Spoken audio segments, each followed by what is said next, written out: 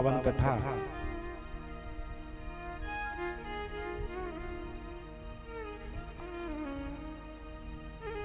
एक संत हुए हैं जिन्होंने अभी अभी 2-3 वर्ष पहले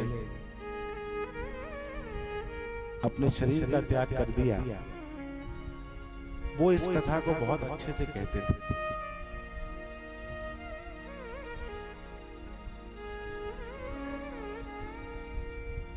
एक बार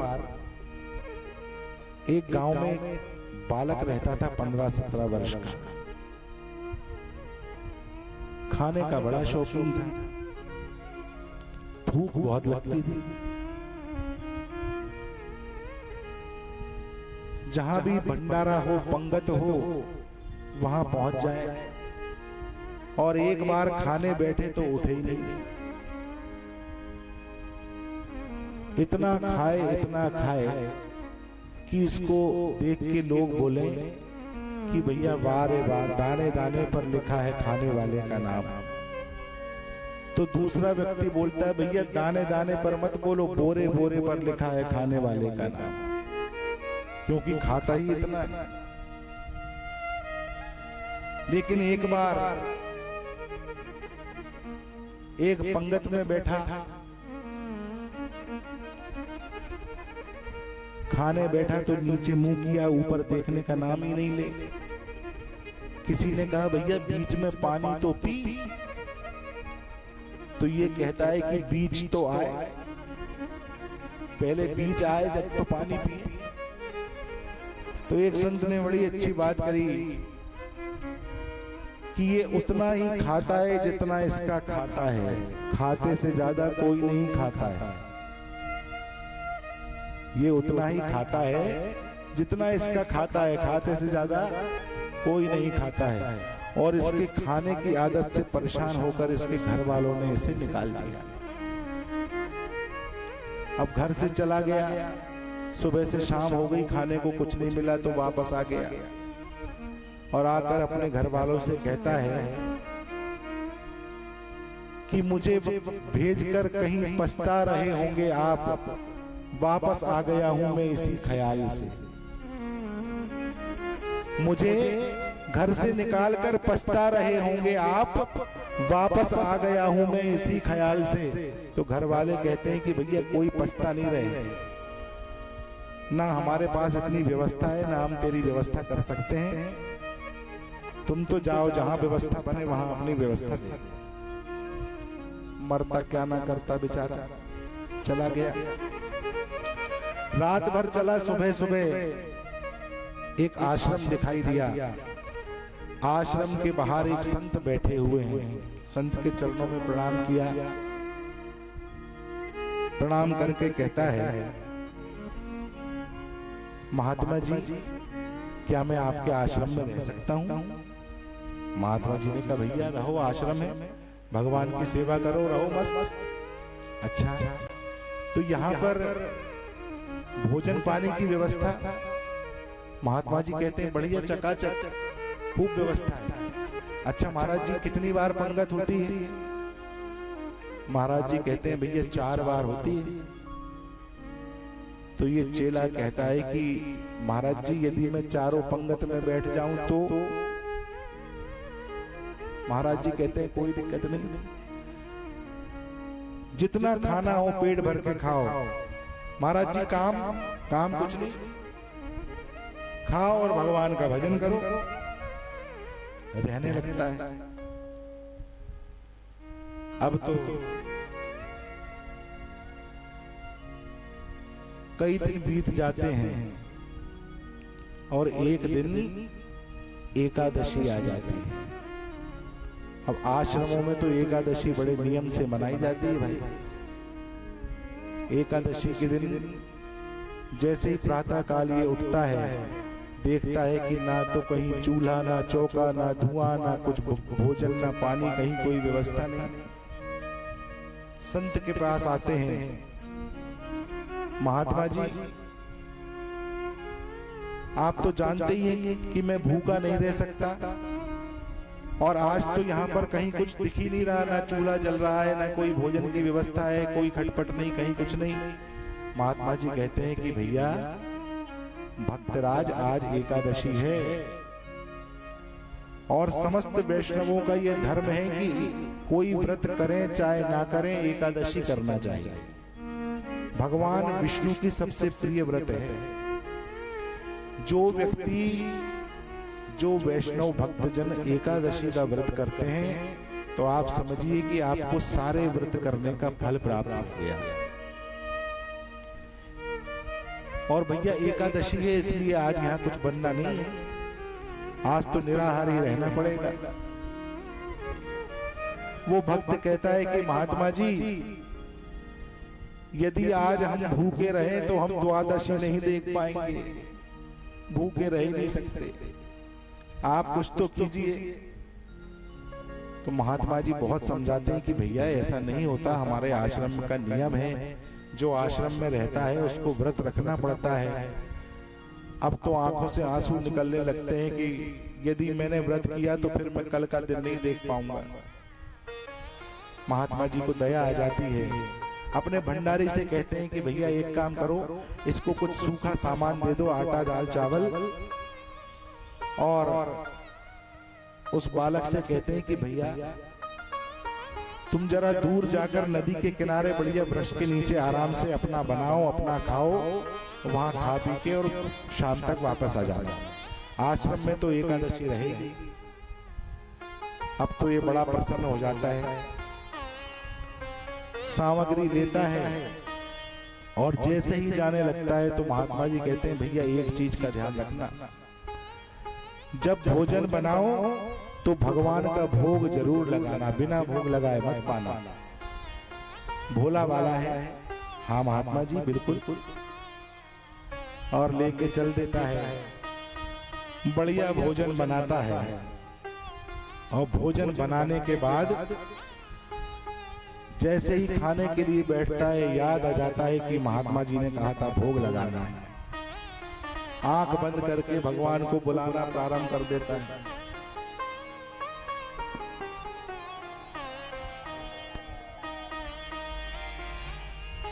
हो राजा राम आइए, सीता राम आइए, मेरे भोजन का भोग लगाइए।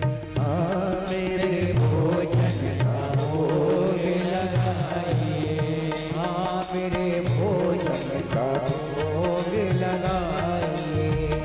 राजा राम आइए, सीता राम आइए, मेरे भोजन का भोग लगाइए। हाँ मेरे भोजन का भोग लगाइए। हम सब बड़े प्रेम और भाव से भगवान को मनाते हुए बुलाते हुए चलते हैं।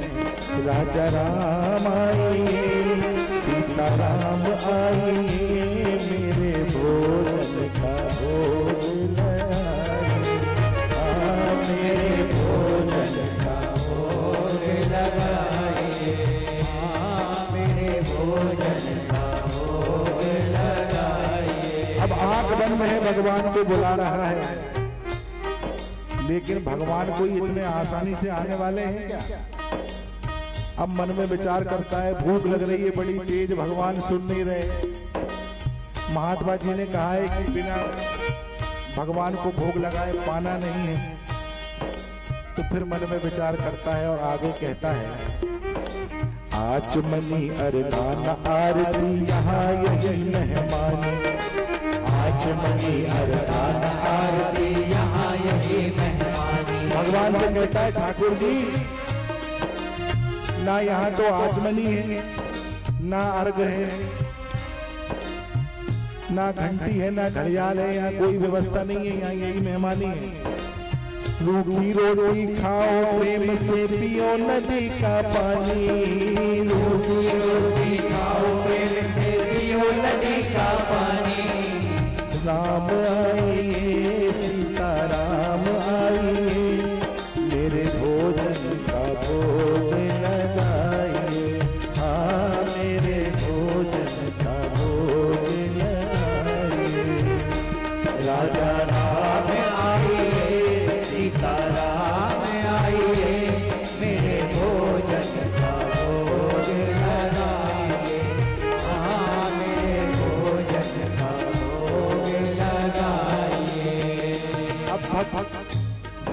की ये करुण पुकार धीरे धीरे भगवान को सुनाई दे रही है कि भक्त बड़े भाव से कह रहा है कि यहाँ कोई व्यवस्था नहीं है, सिर्फ रूखे सूखे टिक्कड़ है और नदी का पानी है, आ जाओ प्रभु जल्दी, मुझे भूख लग रही है। जब इतने में भी बात नहीं बनती है तो आगे बोलता है ये भक्त, भूल करोगे यदि तज दोगे भोजन रूखे सूखे, भूल करोगे यदि तज दोगे भोजन रूखे सूखे। अरे एकादशी आज मंदिर में, एकादशी आज मंदिर में बैठे रहोगे भूखे, राजा राम आइए, सीता राम आइए, मेरे भोजन का भोग लगाइए, मेरे भोजन का भोग लगाइए। अब जैसे ये बोलता है कि प्रभु यदि आप सोच रहे हो कि आश्रम में मंदिर में आज बढ़िया भोग लगेगा, 56 भोग लगेंगे, तो भूल है आपकी, आज वहां भी मामला चौपट है। जैसे मैं भूखा मर रहा हूं ऐसे आप भी भूखे रहोगे, क्योंकि आज तो एकादशी कुछ मिलने वाला नहीं है। इसलिए प्रभु यहीं आ जाओ, मिल बांट के बढ़िया प्रेम से खाते हैं। भगवान भक्त की उस बात पे रीझ जाते हैं और तुरंत भगवान सीता जी के साथ वहां प्रकट हो जाते हैं। अब जैसे ही भगवान को देखता है घबरा जाता है, हे भगवान, मैंने तो 2 ही व्यक्ति का भोजन बनाया था, एक मेरा और एक भगवान का, अब ये तो एक और साथ में ले आया। भगवान से बोलते हैं, प्रभु आप आए, बहुत कृपा करी, मगर आपके साथ ये कौन है? भगवान कहते हैं, कौन है क्या? हमारी धर्म पत्नी है, तुम्हारी मैया है सीता जी, और इनके बिना कैसे? हम तो कहीं भी आप मंदिर में देख लो, भगवान राम, मैया सीता, लक्ष्मण जी, हनुमान जी, किसी भी राम मंदिर में राम लक्ष्मण जानकी, नीलांबुजं श्यामल कोमलांगम सीता समारोपित वाम भागम, पांडव महाशाय कुचार चापम, नमामि रामम रघुवंशनाथम। ये हमारी अर्धांगिनी है, आपकी मैया है। भगवान से कहता है, प्रभु चलो कोई बात नहीं, आप आए अच्छा किया, लेकिन भोजन तो मैंने 2 ही लोगों का बनाया है, चलो कोई बात नहीं, भूखे रहना पड़ेगा, आइए चलिए प्रेम से। और भगवान भोग को ग्रहण करते हैं और जब जाने लगते हैं तो भगवान से बोलता है, प्रभु मेरी बात का बुरा मत मानना, आप देखने में बड़े सुंदर हैं, इतना सुंदर आपका स्वरूप है, आपके दर्शन करके मेरा मन गदगद हो गया, लेकिन प्रभु एक बार अगली एकादशी जब होगी तो पहले से बता के आना कि कितने आओ।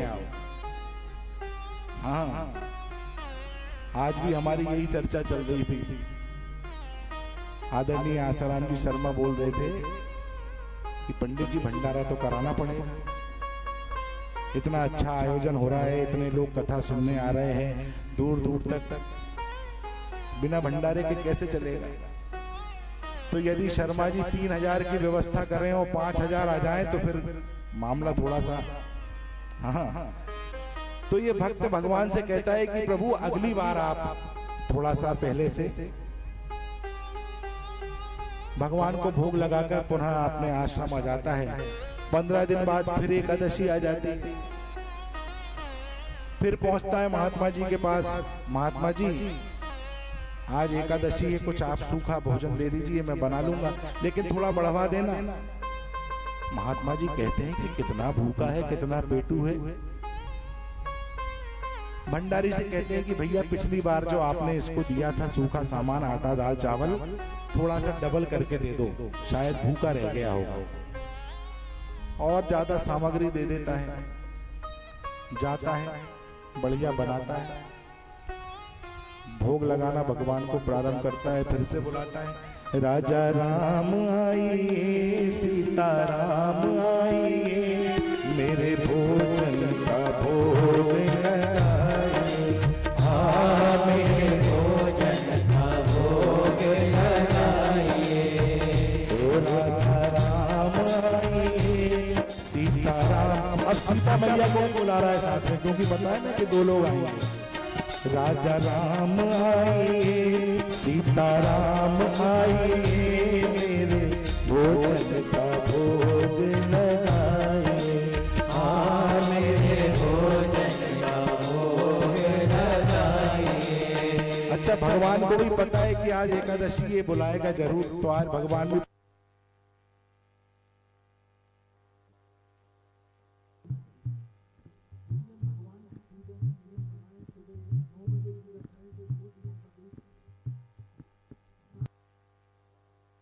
भगवान की पूजा का समय बिल्कुल फिक्स होना चाहिए, क्योंकि जब 15 दिन 20 दिन 1 महीने हम ठीक 9 बजे भगवान के पूजन के लिए बैठेंगे और यदि धोखे से किसी दिन हमारा स्वास्थ्य बिगड़ गया, 9 की जगह 9:15 बज गए, तो भगवान को चिंता हो जाएगी कि आज क्या बात है, आज मेरा भक्त नहीं आया। लेकिन समस्या यही है कि सारे काम बराबर चलते हैं, जब कटौती होती है तो भगवान की पूजा में ही होती है।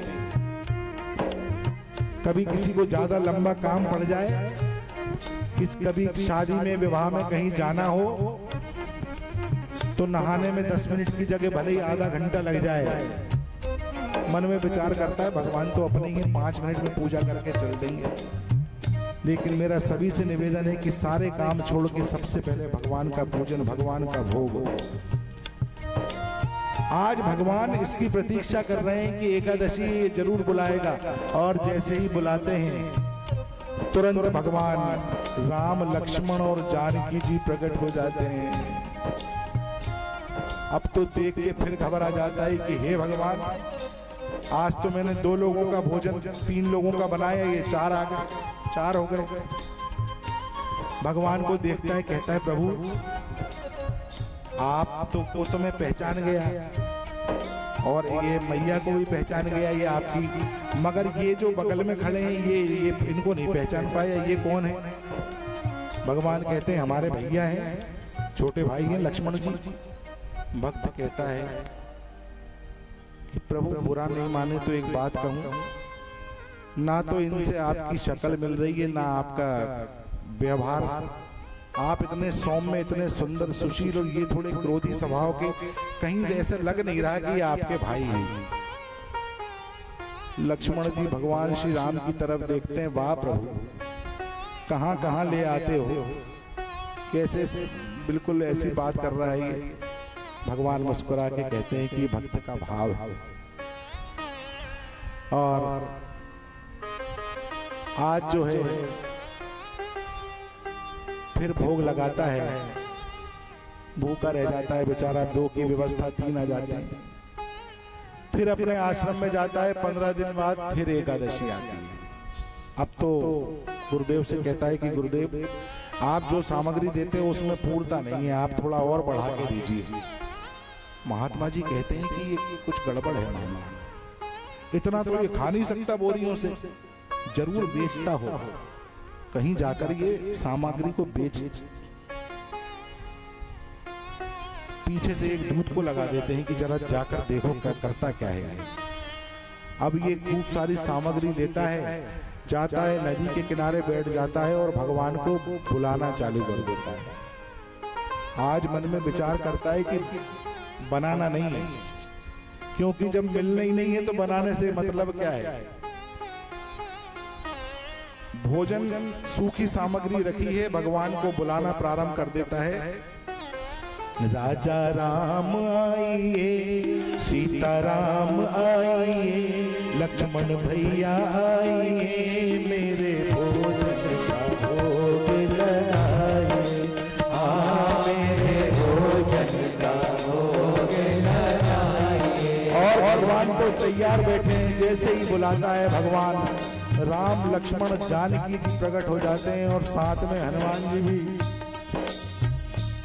तो हे प्रभु, अब आंख बंद करके बैठा हुआ है, धीरे से आंख खोल के देखता है, मन में विचार करता है कि ठीक है कोई बात नहीं, आज तो हमने बनाया ही नहीं है, अब यही बनाए और यही खिलाए। और राम, लक्ष्मण, जानकी जी, हनुमान जी जब जंगल में भक्त ने कीनी प्रेम पुकार, तब प्रकट भयो राम दरबार। भगवान श्री राम का पूरा दरबार वहां पर प्रकट हो जाता है।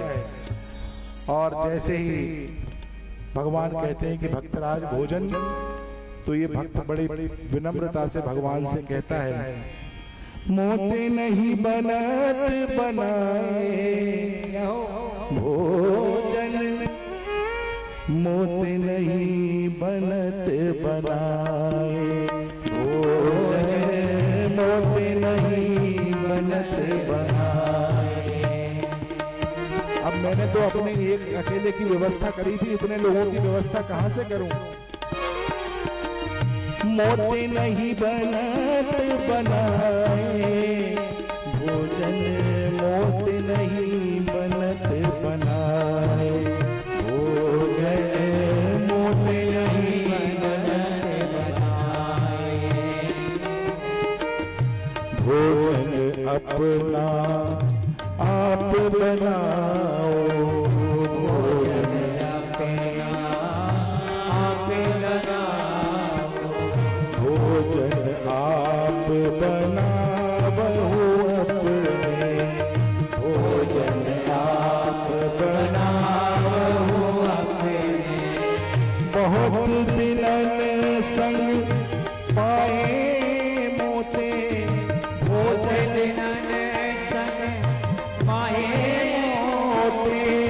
नहीं है बनत बनाए भोजन, मोते नहीं बनत बनाए भोजन, मोते नहीं बनत बनाए। तुम नहीं तजत सुबली अपनी हम, तुम नहीं तजत सुबली अपनी हम कैसे समझाए भोजन, मोते नहीं बनत बनाए भोजन, मोते नहीं बनत बनाए। और कहता है कि नर नारी कौन कहे, नर नारी कौन कहे, एक बानर हूँ संग लाए भोजन, मोते नहीं बनत। अरे प्रभु, नर नारी की तो बात क्या, आप तो अपने साथ बड़े बड़े बंदरों को भी ले आए। हाथ जोड़कर बैठ जाता है कि प्रभु, ना तो मुझे इतने लोगों का भोजन बनाना आता, ना इतनी व्यवस्था है, और मुझे तो मिलता ही नहीं है, मैं हमेशा भूखा रह जाता हूँ, तो आप ही बनाओ और आप ही खाओ। और उधर मुंह करके आंख बंद करके बैठ जाता है। और जब भक्त का ये भाव देखते हैं तो उसी समय भरत जी महाराज विश्व भरण पोषण कर जो, विश्व भरण पोषण कर जो, ताकर नाम भरत बस हो। विश्व का भरण पोषण करने वाले हैं भरत जी महाराज, वो सारी व्यवस्थाओं में लग जाते हैं।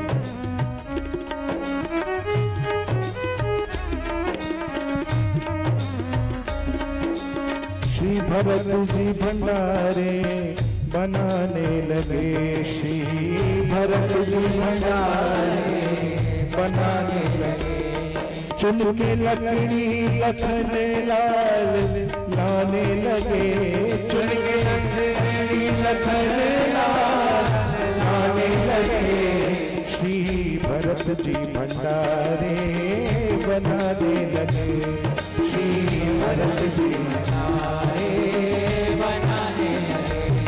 पहुँचते पूछ से अंजने चौके को, पहुँचते पूछ से अंजने चौके को, दोनों हाथों से पोछा लगाने लगे, दोनों हाथों से पोछा लगाने लगे। चेरे चूल्हे उधर शत्रुघ्न चेतित चूल्हे में अग्नि प्रज्वलित करने का काम शत्रुघ्न भैया कर रहे हैं। साग भाजी अमनिया कराने लगे, साग भाजी अमनिया कराने लगे। पाकर संदेश शक्ति जथे वहाँ, पाकर शक्ति का संदेश जथे वहाँ, अष्ट सिद्धि नवनिधि के आने लगे।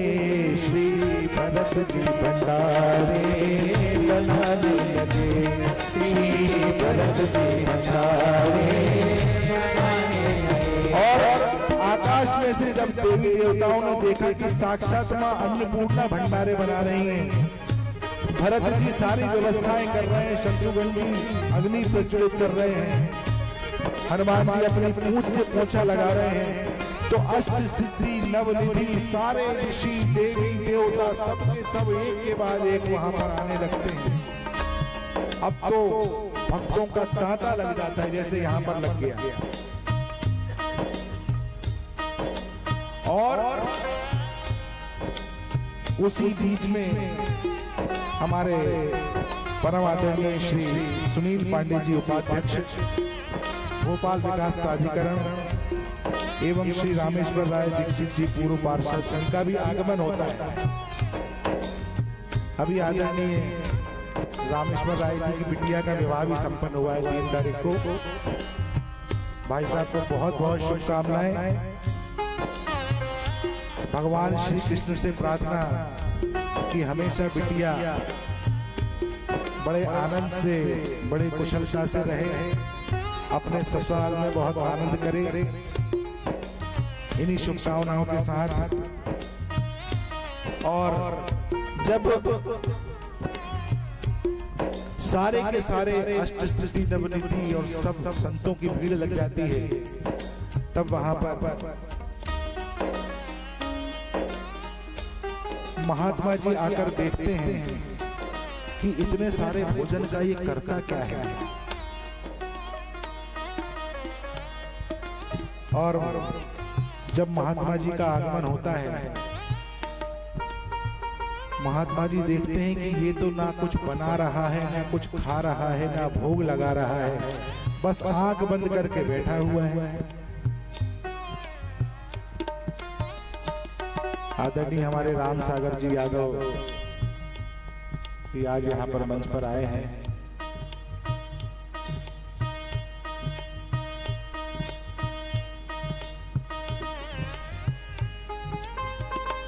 सभी पधारे हुए श्रद्धालु भक्तों का बहुत बहुत स्वागत, वंदन।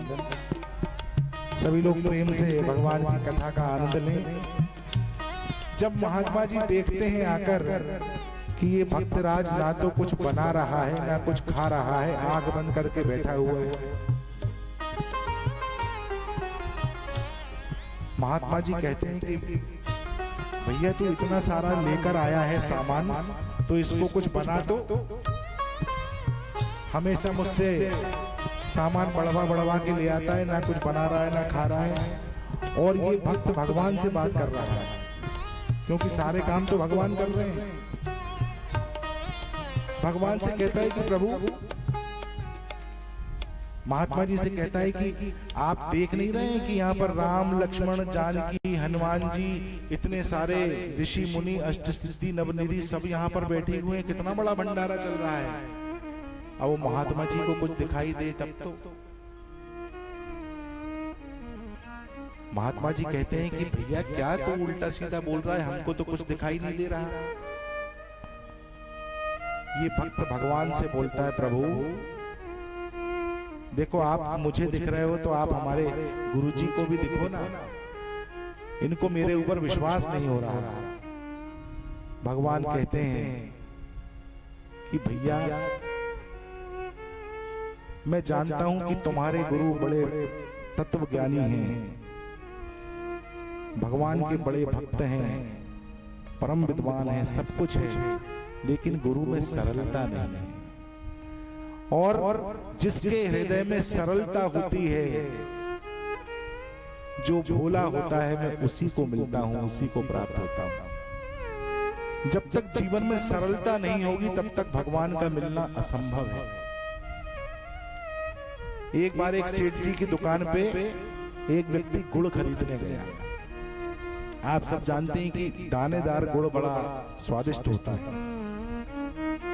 रवेदार जो गुड़ होता है, गुड़ खरीदने गया। ग्राहक ने बोला कि सेठ जी रवेदार गुड़ है।